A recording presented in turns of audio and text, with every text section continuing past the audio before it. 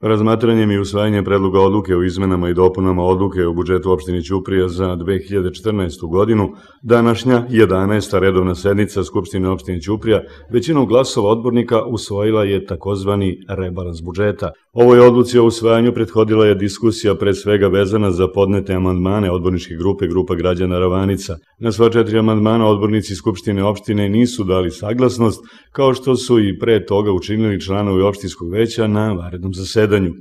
U obrazloženju ove odluke o izmenama i dopunama odluke o budžetu istaknuto je da su neke pozicije u budžetu povećane zato što se povećao obim posla i troškova kod nekih budžetskih korisnika, a od nekih radova, usluga i projekata se odustalo ili su se našla bolja i optimalnija rešenja. U daljem zasedanju 11. redovne sednice Skupštine opštine Ćuprija razmatran je i usvojen predlog odluke o lokalnim komunalnim taksama, kao i predlog odluke o određivanju površina namenjenih za parkiranje motornih vozila na teritoriji opštine Ćuprija i korišćenju bilborda i oglasnog prostora na autobuskim stajalištima.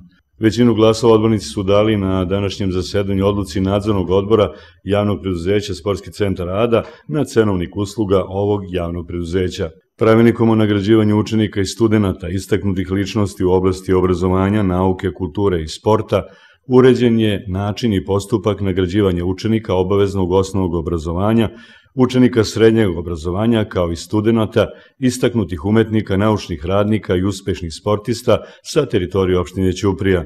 Većinom glasova odbornici su ovaj pravilnik usvojili.